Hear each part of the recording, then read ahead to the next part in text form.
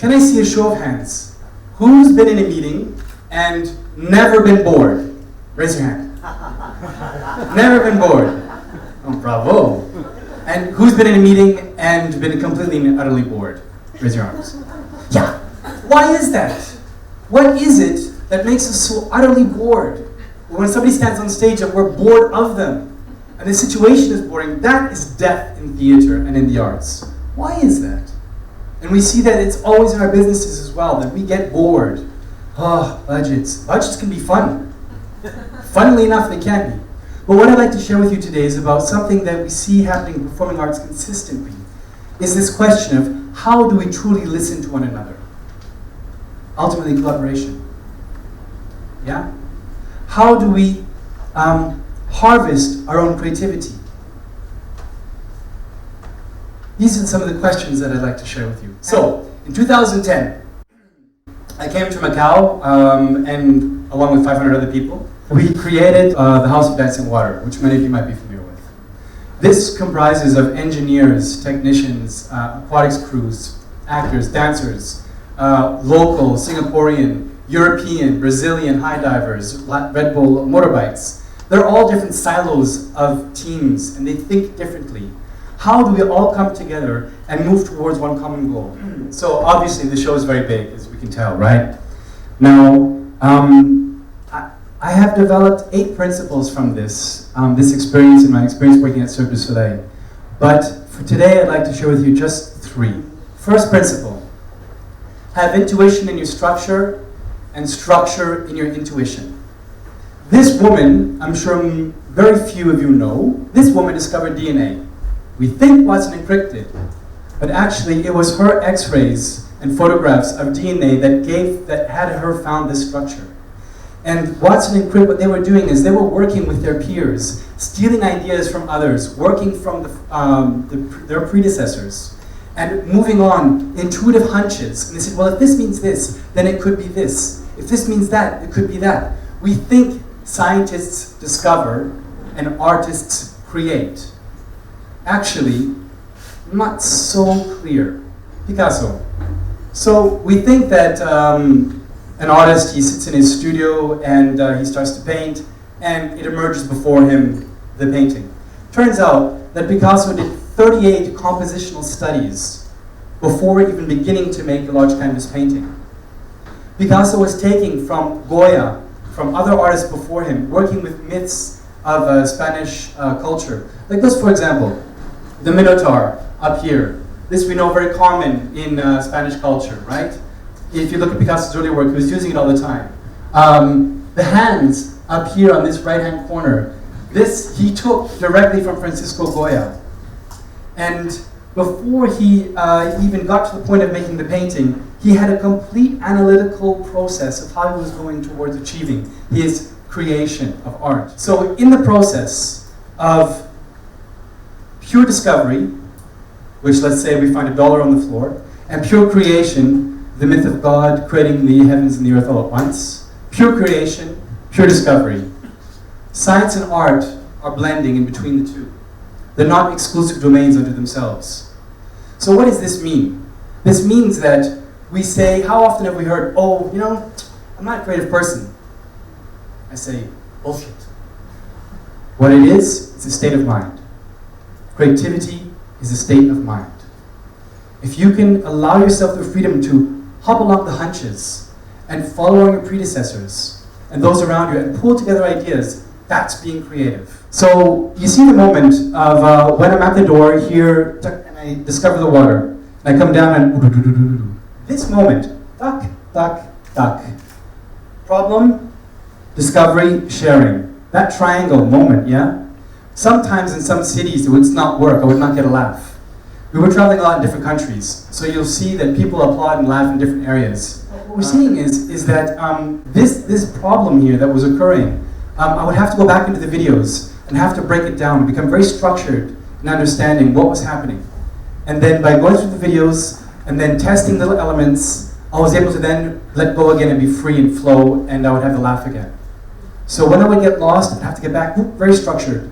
Master your technique in order to forget it. And that's having structure in your intuition and having intuition in your structure. I would say, it's not working, I feel it, I'd go and investigate, I'd find it, and then I'd be free again and not worry about being right or wrong anymore. But I would have to have that structure. Okay, that's point number one. Point number two, parallel thinking. Parallel thinking is not a new idea, I didn't invent it. It comes from Edward de Bono. So what we're talking about is when two people are arguing together and they're butting heads, right? It's argumentative. Yeah? When people say, okay, let's agree to disagree. Disparate thinking. Everybody goes off into their corner, nobody's playing anymore. Or we say, yes, boss, that's a very good idea, boss. Groupthink. And everybody only has one idea. And what we're looking for is that dynamic tension between two people standing shoulder to shoulder and looking at the issue at hand together. So one person has an idea, and I take a playful counterpoint to the idea. And I say, that's a good idea. You're playing a melody, it's a matter of metaphor. You're playing a melody. How am I going to find the counter bass? And so then we have this dialogue back and forth when we agree to play together. To play together. And this is this idea of having a mental jazz. Yeah? This is the nature of true collaboration. So giving you an example from the House of Dancing Water. This is an image we created. This is a projection backdrop. And that's me in the center. And whenever the director is working, I'm looking and saying, okay, what is he trying to do? What is he trying to achieve? How do I situate myself to it? Do I go towards it or do I go against it? For example, do I go on the hot spot of the light or do I say no?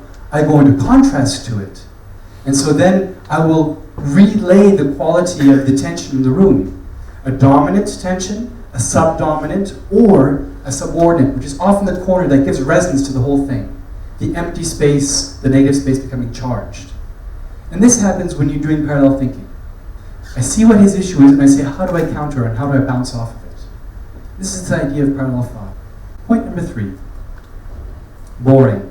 Make it personal.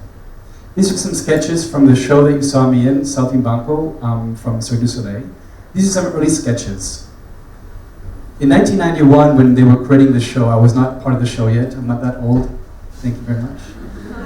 When they were creating the show, I wasn't there. But, of course, the stories have been relayed to me. They were sitting around and asking themselves, okay, what are we going to do? What kind of show are we going to create? What do we want to say?